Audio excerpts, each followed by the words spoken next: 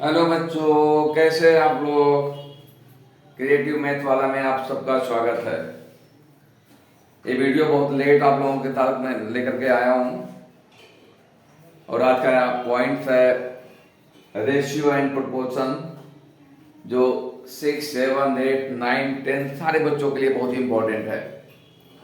Ratio and proportion का use बहुत ज़्यादा होता है बहुत सारे क्वेश्चंस में, और हमारे रेगुलर लाइफ में भी रेशियो एंड प्रोपोर्शन का इस्तेमाल होता है। जिस तरह से हम परसेंटेज का इंपॉर्टेंस बहुत ज़्यादा है, एक्चुअली परसेंटेज भी रेशियो ही होता है, तो इसको आप लोग बहुत ही ख्याल से स्टडी करेंगे और हर पॉइंट को बहुत ही मतलब अच्छे से समझेंगे, ताकि आपका ये रेशियो एंड प्रोपोर्शन का जो फंडा है बिल्कुल क्लियर हो। तो चलो हम स्टार्ट करते हैं। पहले हम जानेंगे रेशियो क्या होता है बेटा। रेशियो हिंदी में इसी को हम अनुपात बोलते हैं, अनुपात।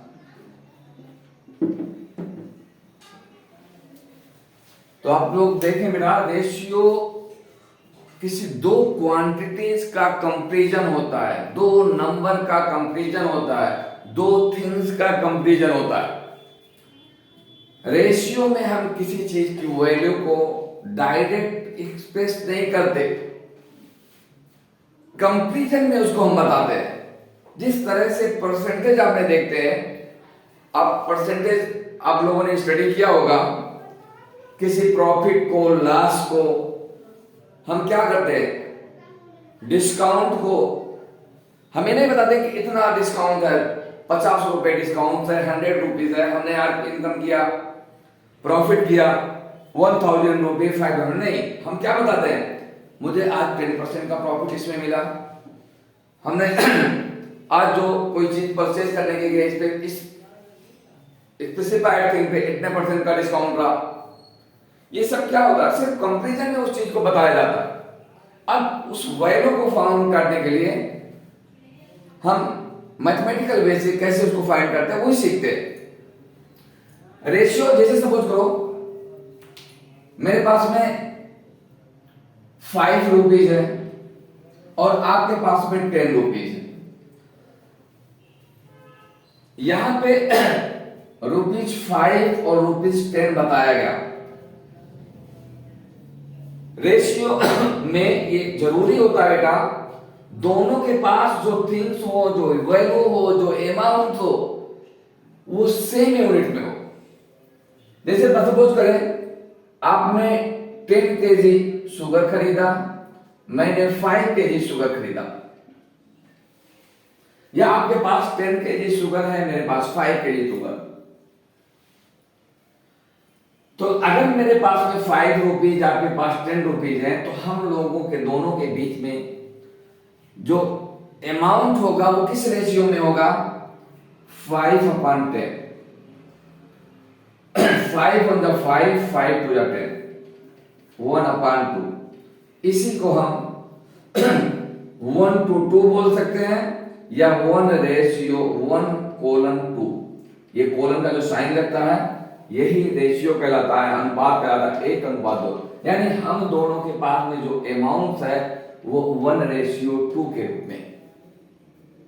या हमने जो एक चीज खरीदी, इसको हम लिखेंगे 10/5, 5 on the 5, 5 to the 2। हमारे पास में जो थिंग्स है, जो शुगर है, वो 2/1 या 2:1 में। अब आप बोल सकते हैं कि सर आपने यहां पे हमने केजी में बात किया था, यहां पे आपने 2 और 1 लिखा, केजी नहीं लिखा। बेटा रेशियो की कोई यूनिट्स नहीं होती है, क्यों? क्योंकि रेशियो दो नंबर का कंपैरिजन होता है। जैसे अगर हम ₹5 ऊपर लिख देते हैं, ₹10 नीचे लिखते तो रुपीज से कट जाते। यहां पे अगर केजी 10 केजी हम यहां पे लिखते, केजी 5 यहां लिखते तो केजी से कट जाता। तो लास्ट में जो बचना हुआ फ्रैक्शंस होता है, जो को प्राइम नंबर्स होते हैं, यही रेशियो होते हैं। किसी को कोई डाउट? मुझे लगता है आपको डाउट नहीं होना चाहिए। अच्छा, रेशियो अगर हम बहुत सारे नंबर का निकालें उसको हम बहुत तरीके से एक्सप्रेस कर सकते हैं। जैसे एग्जांपल के लिए 5/10, या मैं एक दूसरा एग्जांपल लेता हूं 1/2। कोई चीज जैसे हमने पहले वाला निकाला कि हमारे पास में जो थिंग्स थे या जो अमाउंट था वो 1:2 में था। 1/2 ये फ्रैक्शन फॉर्म में होता है, इसको हम 1:2 लिखते हैं।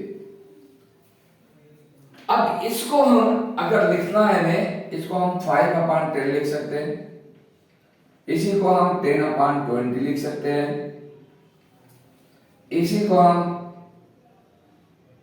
30/60 लिख सकते हैं, इसी को हम 15/30 लिख सकते हैं।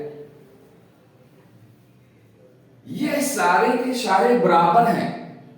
कैसे बराबर है बेटा? 1/2, इसी को हम लिख सकते हैं 1 × 5/2 × 5। यहां पे लिख सकते हैं 1 × 10/2 × 10। इसी को लिख सकते हैं 1 × 30 2 × 30।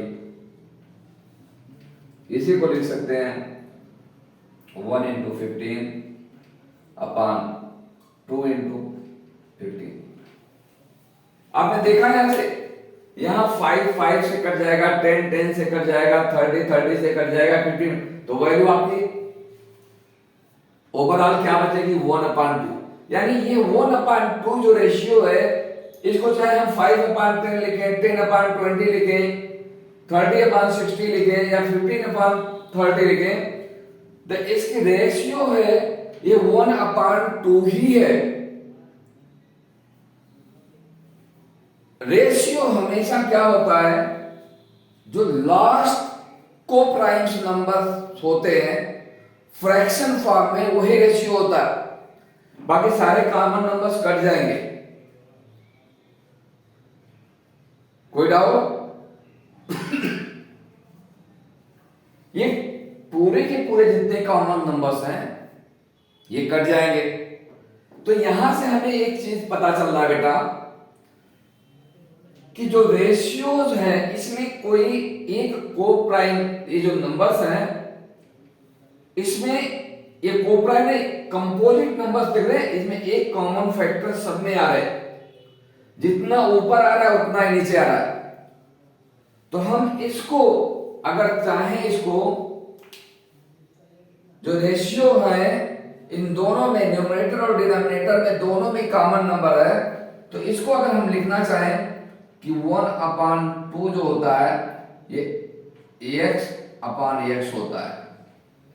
यानी x/x जो होगा इसी को हम लिख सकते हैं 2x रेशियो 2x, और ये x और 2x है, यही जो है आपका वो नंबर्स होता है या वैल्यू होता है जो आपका रिजल्ट, एक्यूरेट रिजल्ट होता है, जो अमाउंट होता है, जो वैल्यूज होती है। क्योंकि देखो 1/2 या ये नंबर्स हो सकता था 5, 10 हो सकता था, 10, 20 हो सकता था, 30, 60 हो सकता था, 50, 30 हो सकता था, लेकिन लिखा क्या गया था? ये 1/2 यानी शॉर्टेस्ट फॉर्म में लिखी गई वैल्यू थी। ये शॉर्टेस्ट फॉर्म को जब हम वैल्यू में कन्वर्ट करते हैं तो उसमें हम कॉमन नंबर x मान लेते हैं, वो x के रिलेशन से ही वैल्यू को हम फाइंड करते हैं। ये बहुत ही अहम रोल अदा करता है।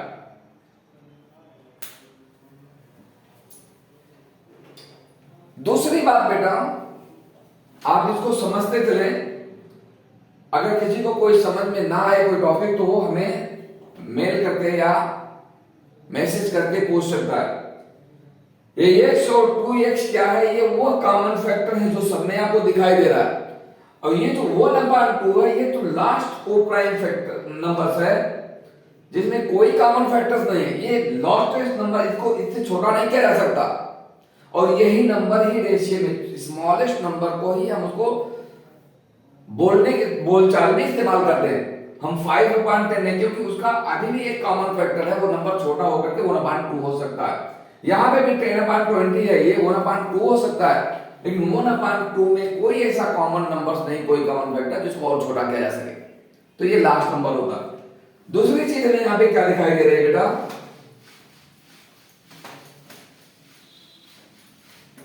कि हमने अभी जो नंबर्स का एग्जाम्पल लिया 1/2, 5/10, 10/20, 30/60 इज इक्वल टू 15/30। हमने अभी देखा इसको, जब हम इसको सॉल्व करते हैं तो सारे की सारी वैल्यू 1/2 आ रही।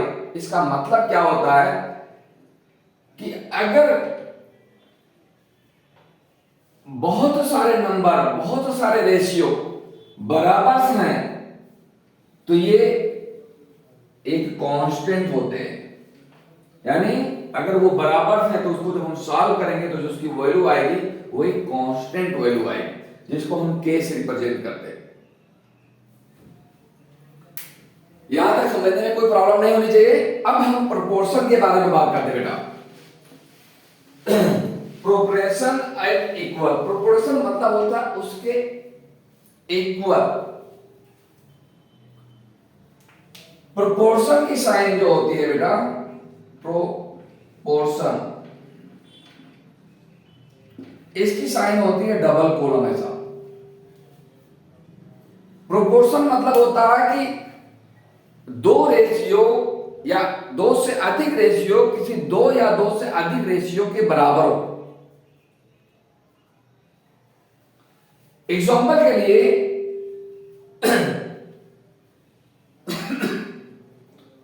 चार लोग काम करने वाले हों, दो लोगों के काम करने की जो रेशियो है वही दूसरे दो लोगों के काम करने के रेशियो के इक्वल हो तो हम उसको प्रोपोर्शन बोलते हैं बेटा। क्या बोलते हैं? प्रोपोर्शन बोलेंगे। जैसे एग्जाम्पल के लिए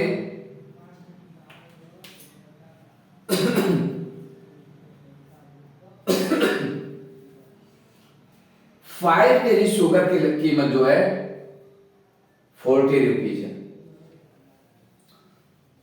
एक 5 kg शुगर है या 5 kg कोई भी ग्रेन्स है और 10 kg है, दोनों सेम अमाउंट होना चाहिए और सेम थिंग्स होनी चाहिए, दोनों की यूनिट सेम होनी चाहिए। रेशियो और प्रोपोर्शन निकालना, ऐसा नहीं कि हम इसको केजी में लेंगे, इसको ग्राम में लें, इसको रुपए में लें, दूसरे को पैसे में लें।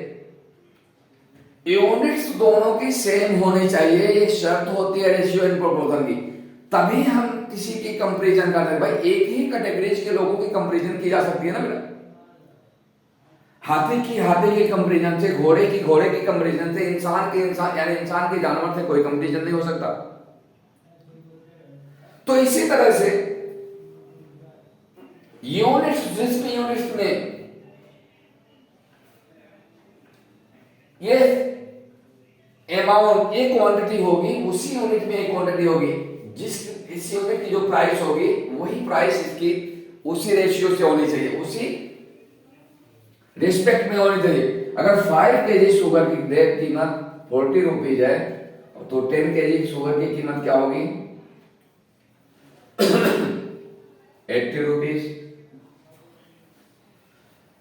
अगर हमें इसको लिखना है कि इनके क्वांटिटी में जो रेशियो होगा वही रेशियो इसके अमाउंट में भी होगा, तो ये प्रोपोर्शन कहलाएगा बेटा। एग्जांपल के लिए 5 kg इज टू या रेशियो 10 kg, प्रोपोर्शन ₹40, रेशियो ₹80। जब ये प्रोपोर्शन के साइन हटते हैं बेटा, रेशियो का साइन हटेगा तो ये फ्रैक्शन में आएगा, प्रोपोर्शन का साइन हटेगा तो ये इक्वल आएगा। जैसे 5 kg रेशियो को हटाएंगे डिवाइडेड बाय 10 kg, प्रोपोर्शन का साइन इक्वल ले रहा है तो ₹40 अपॉन ₹80। अब देखो रुपीज से कट जाएंगे, केजी से कट जाएगा, 5 1 जा 5, 5 2 जा 10, 40 1 जा 40, 40 2 जा 80। 1/2 इक्वल टू 1/2। ये दोनों क्या कहलाएंगे? प्रोपोर्शन कहलाएंगे। यानी इन क्वांटिटी का जो प्रोपोर्शन होगा, जो रेशियो होगा, वही रेशियो का प्रोपोर्शन यानी उसी रेशियो के बराबर इसके अमाउंट का भी रेशियो होगा, तो इसको हम प्रोपोर्शन बोलते हैं। जिस रिस्पेक्ट में जो प्राइस 5 केजी शुगर का होगा के 40 रुपीज हुआ, वही 10 केजी शुगर की प्राइस 80 रुपीज होगी, उसी रिस्पेक्ट में रेट बढ़ेंगे। फिर हम इसको जो रेशियो इसमें होगा वही रेशियो इसके प्राइस में होगा, ये दोनों प्रोपोर्शन में होंगे। 1/2 जैसे हमने सॉल्व करके दिखाया। अब इसकी हमें प्रॉपर्टी जानना बहुत जरूरी है बेटा। रेशियो एंड प्रोपोर्शन कोई बहुत बड़ा लेसन नहीं है, बट बहुत ही इंपॉर्टेंट है, इसका यूटिलाइज बहुत ही ज्यादा होगा। क्वेश्चन को सॉल्व करेंगे। प्रॉपर्टी इसकी क्या होती है? Property of ratio and proportion. पहली प्रॉपर्टी है बेटा इसकी, जो अभी मैंने बताया, दोनों क्वांटिटी या दो से अधिक जितने भी क्वांटिटी की बात हम रेशियो में कर रहे हैं वो सेम यूनिट में होना चाहिए। यूनिट उसकी क्या होना चाहिए बेटा? यूनिट सेम होनी चाहिए। अगर लेंथ का हम कंपैरिजन कर रहे हैं तो दोनों लेंथ मीटर में हो या सेंटीमीटर में हो या किलोमीटर में, ऐसा नहीं कि एक मीटर में हो दूसरा सेंटीमीटर में हो, एक किलोमीटर में हो दूसरा मीटर में हो, दोनों सेम यूनिट्स में होने चाहिए। दूसरी प्रॉपर्टी इसकी है ये उसी रिस्पेक्ट में लिखे होने चाहिए जिस रिस्पेक्ट में हम कंपैरिजन की बात करते हैं। अगर एग्जांपल के लिए मैं बोलूं कि राम, श्याम और अनिल की सैलरी का रेशियो 1:3:2 है और इनकी पूरी सैलरी तीनों की मिलाकर के 1 लाख है, तो उसमें राम की सैलरी कितनी होगी, श्याम की सैलरी कितनी होगी, अनिल की कितनी होगी? तो जो रेशियो हमने सीक्वेंस में लिखा है, जिस सीक्वेंस में हमने नाम लिया उसी सीक्वेंस में ही उसकी सैलरी होनी है। यानी सीक्वेंस एकदम रिस्पेक्टिवली होना चाहिए, जिस तरह से बात की गई उस तरह रिस्पेक्टिवली होना चाहिए, respectively.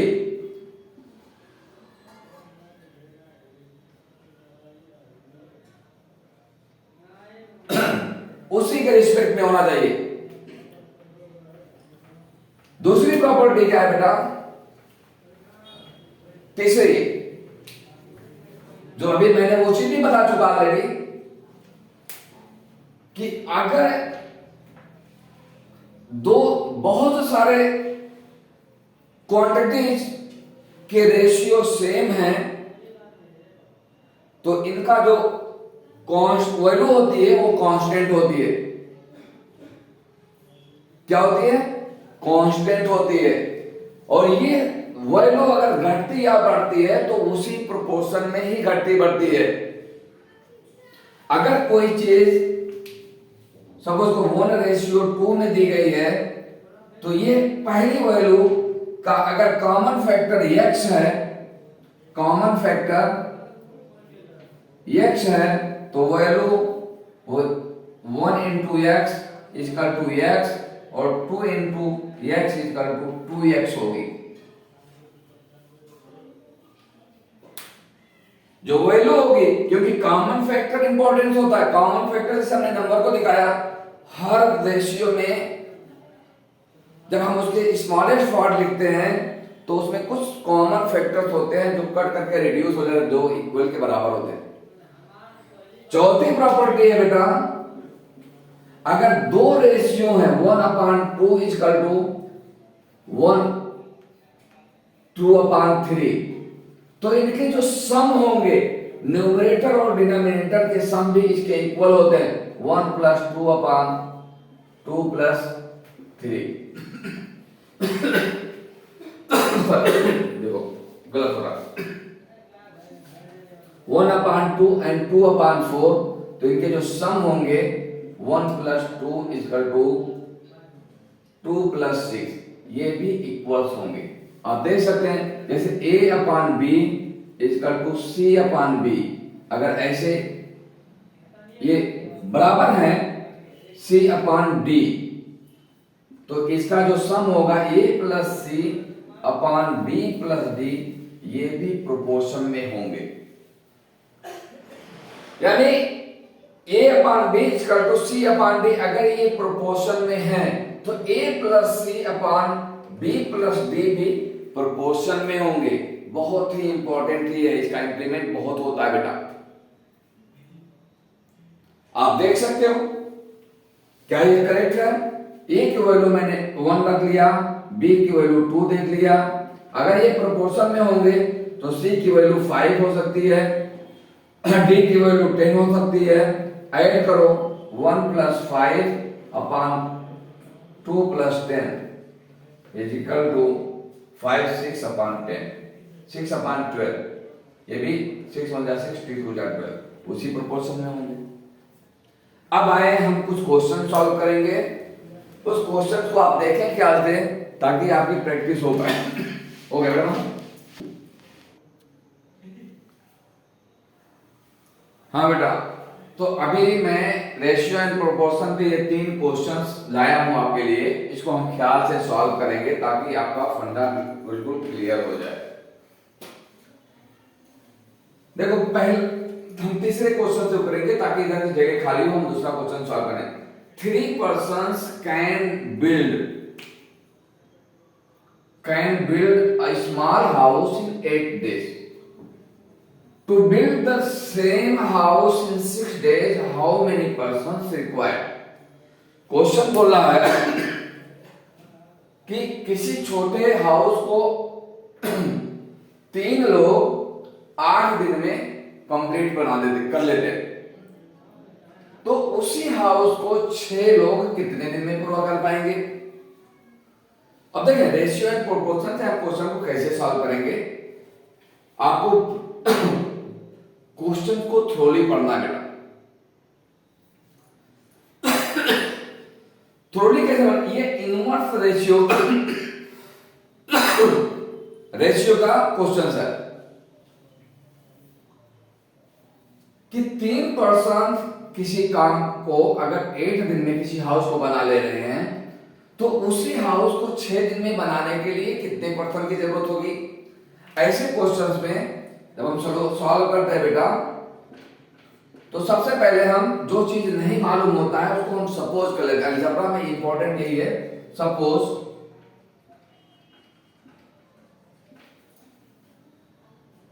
x person can build the same house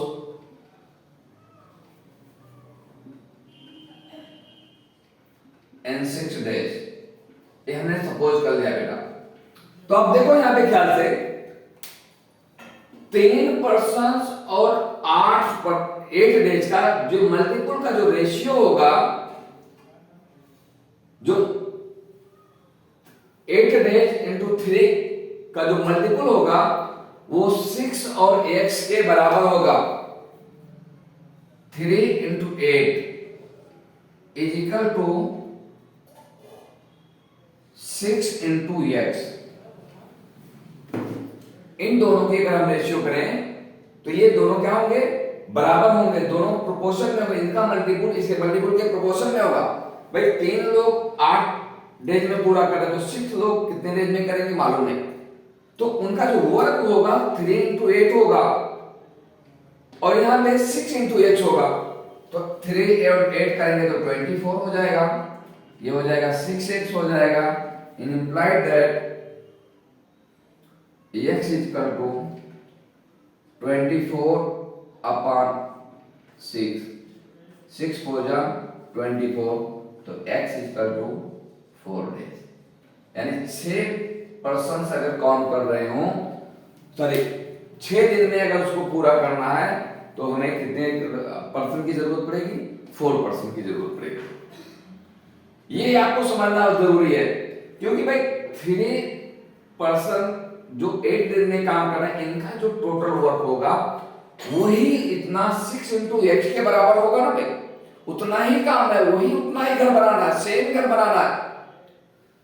तो इन दोनों का जो मल्टीपल होगा, इन 3 पीपल और 8 डेज का जो वर्क होगा, वही वर्क 6 into x पीपल का होगा।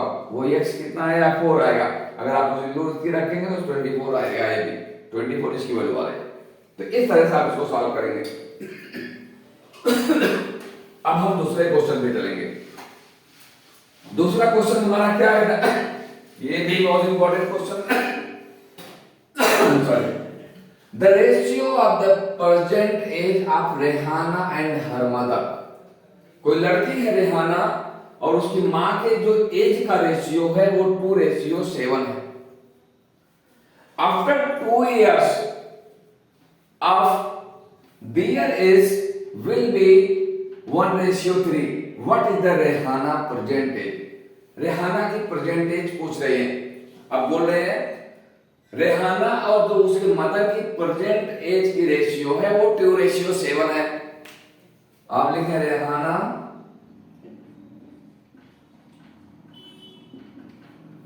रेशियो मदर यानी हर मदर कितना है बेटा? 2:7।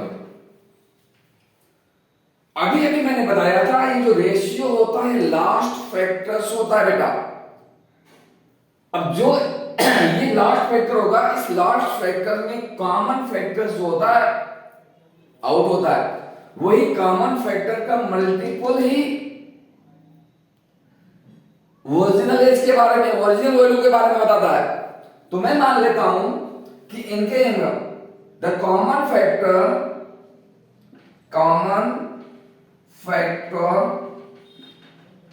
Of her as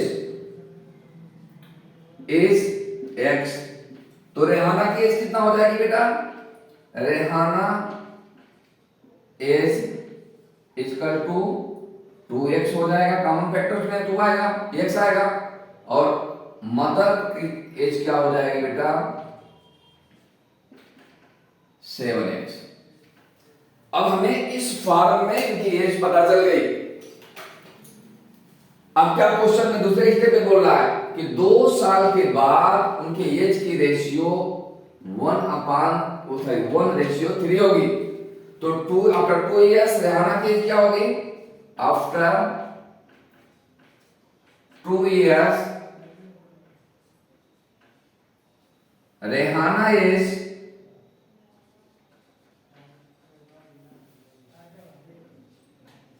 is equal to 2x plus 2.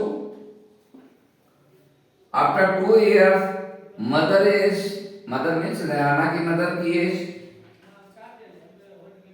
7x plus 2 हो जाएगा। अब 2 साल के बाद जो इनके रेशियो है 1:3 है। तो इसका मतलब क्या हुआ? 2 साल के बाद इनकी एज जो है 2x plus 2 upon 7x plus 2 ये किसके प्रोपोर्शन हो जाएगी? किसके बराबर होगी? 1/3 की होगी। ये बात आपके समझ में आ जानी चाहिए बेटा। अब या ऐसा समझ लो, करना समझ 2x plus 2 ये प्रोपोर्शन में होंगे 7x plus 2 इक्वल टू, आपको समझ में आ गया होगा। इसी को हम इस बार में लिखते, आप लोग नोट करते हैं। ओके, मिटाता हूं। अगर नहीं नोट कर पाते हैं बेटा तो आप उसको स्क्रीनशॉट ले ले, बाद में नोट कर सकते हैं। अब इसको हम सॉल्व करें, क्रॉस मल्टीप्लाई करें। जो अलजेब्रा में फ्रैक्शन आपको बताया जाता है 2x plus 2 हो जाएगा। इसको करेंगे तो 1 into 7x plus 2 होगा। इसका मल्टीप्लाई होगा 3 2 जा 6 x 3 2 जा 6 इक्वल टू 1 का हो जाएगा तो 7x प्लस 2। अब मैं इस 6 को उधर और 2 को इधर ले जा रहा हूं तो 6 minus 2 equal to 7x minus 6x। मालूम है ना, जब हम इक्वल टू के इधर उधर के टर्म्स को लेकर के जाते हैं तो साइन उसके बदल जाता है, वैल्यू वही रहेगी, सिर्फ साइन बदल जाएगी।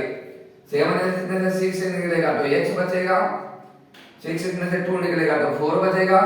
तो कॉमन फैक्टर हमें x इक्वल टू 4 मिल गया। अब इस कॉमन फैक्टर की वैल्यू हम यहां पे रखते हैं।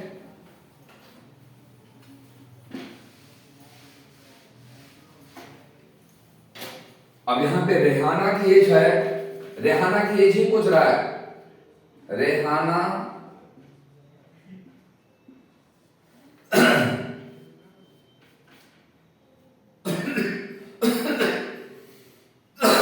परसेंटेज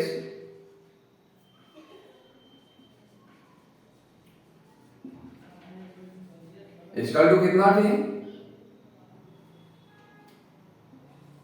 2x था ना, तो 2 into 4 equal to 8 year. Rehana की प्रेजेंट एज क्या है, 8 ईयर। उसके मदर की निकाल लें, मदर एज सिर्फ रेहाना का ही पूछा है, आप चाहे मदर की एज निकाल लें। मदर की एज 7x थी तो 7 इंटू 4 इक्वल टू 28 ईयर। ये इनकी दोनों की एज मिल गई परसेंटेज। अब अगला क्वेश्चन हम देखेंगे, लास्ट क्वेश्चन। इसमें क्या बोला बेटा कि present age of Varsha and Sara 14 years and 10 years respectively. इसी सीक्वेंस से, यानी वर्षा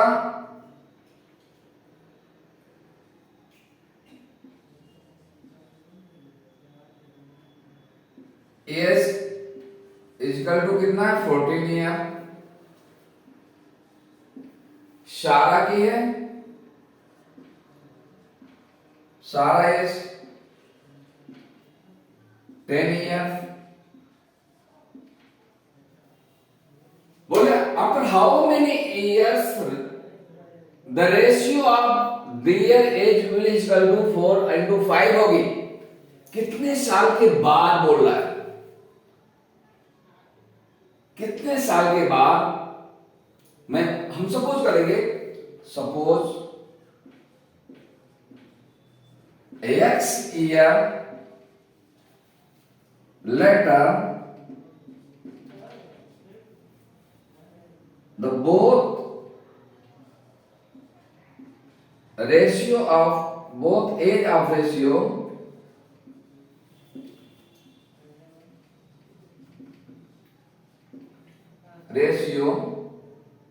will be 5:4। ये मान लिया। तो x के साल के बाद वर्षा की एज क्या होगी, after x year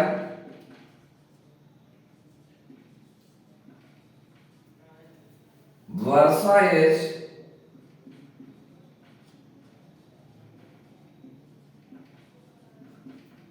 14 plus x हो जाएगा, और x ईयर बाद सारा की एज जो होगी 10 प्लस x हो जाएगी। और x साल के बाद ही बोल रहा है रेशियो 5:4 होनी है, तो इनके रेशियो को हम इसके रेशियो के प्रोपोर्शन कर देंगे। बस यही एक क्वेश्चन है। बिल्कुल अगर आपने थोड़ा सा समझा, आपके समझ में ये थिंग्स आ गई तो आपको मींस इसके जो प्रॉपर्टी समझ में आ गई तो सॉल्व करने में कोई प्रॉब्लम नहीं होगी। 14 plus x upon 10 plus x is equal to 5 upon 4। Cross multiply करेंगे, 4 into 14 plus x 5 into 10 plus x इसको सॉल्व करें। 14 का इतना हो जाएगा 56 मल्टीप्लाई करेंगे 4x हो जाएगा, इसका ब्रैकेट में मल्टीप्लाई होगा तो दोनों फैक्टर्स भी बराबर होंगे दोनों टर्म्स में। 5 का 10 में होगा 15, 5 का x में होगा 5x। अब इसको वेरिएबल को एक तरफ नंबर को 56 माइनस 50 इसका टू 5x माइनस 4x। मैंने x वाली वैल्यू को इधर ले गया, नंबर्स को इधर ले आया, तो ये x इक्वल टू हो गया 6। यानी कितने साल के बाद, आफ्टर हाउ मेनी ईयर, 6 साल के बाद इनके एज की रेशियो 5 रेशियो होगी। तो आफ्टर कितना 6 ईयर, ये आपका आंसर हो गया। बच्चों मेरे ख्याल से ये टॉपिक आपको क्लियर समझ में आना चाहिए। 3 क्वेश्चंस मैंने आपको हर टाइप के जो मुझे अच्छे लगे उसको कराया आपको, और आप जो है इसके बाद में जो है इसके ऊपर प्रैक्टिस करेंगे। अगर आपको कुछ प्रॉब्लम होगा तो आप मेल करेंगे। और फिर मेरा रिक्वेस्ट है कि मेरे चैनल को आपको लाइक करें, सब्सक्राइब करें और लोगों तक पहुंचाएं, ताकि जो भी टॉपिक मैं लेकर के आता हूं आप लोगों के फायदे के लिए है और आप लोग इससे फायदा लें और दोस्तों तक भी ये फायदा पहुंचाएं। यही मेरा मोटो है। और फिर हम नेक्स्ट वीडियो के साथ में जल्द मिलने वाले हैं। जय हिंद।